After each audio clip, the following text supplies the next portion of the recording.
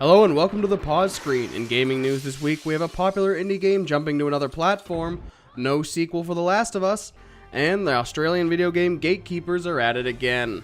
First up today, Saints Row 4 has been denied classification by the Australian Classification Board under the new rating system put into place at the beginning of this year. What the fuck?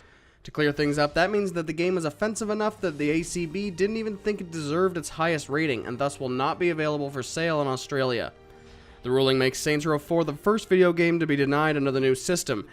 Even prior to the new set of rules, Australia was already infamous for their strict content policies in video games, so the decision to ban the current version of Saints Row 4 is not really a surprise.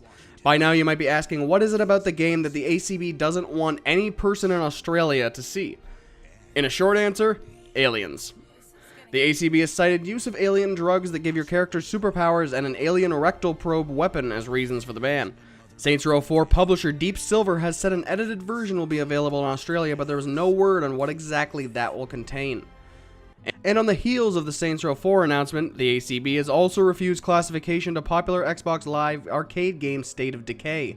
This time, drug use is the main concern and will most likely be remedied by a patched version with different Australia-approved names for the drugs. As some may recall, this story would be identical to Fallout 3, which had some of the same problems and was fixed with changing drug names.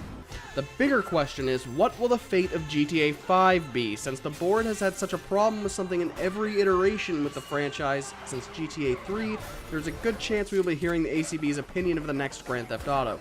But we'll have to wait until it's a bit closer to the release date to know for sure.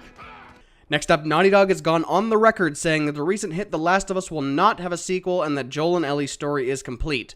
Please note that there will be no spoilers on what I'm about to say, so you can keep watching if you haven't finished it yet. Creative director for Naughty Dog Neil Druckmann said that the story told in The Last of Us is complete and there probably won't be another game featuring Joel and Ellie.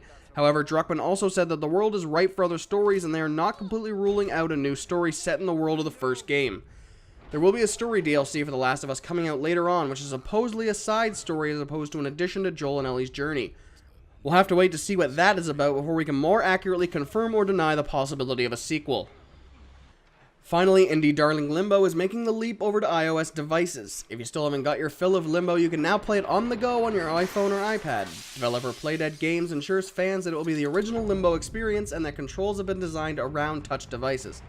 Originally an Xbox 360 exclusive, Limbo has made its way over to PC, PS3, and Vita, racking up over 3 million sales across those platforms. However, sales will no doubt increase with the move to Apple devices. You can get your iOS copy of Limbo for $4.99 on July 3rd. That's it for all the news this week. If you want to keep up to date with the pause screen, check out some of the links in the description below.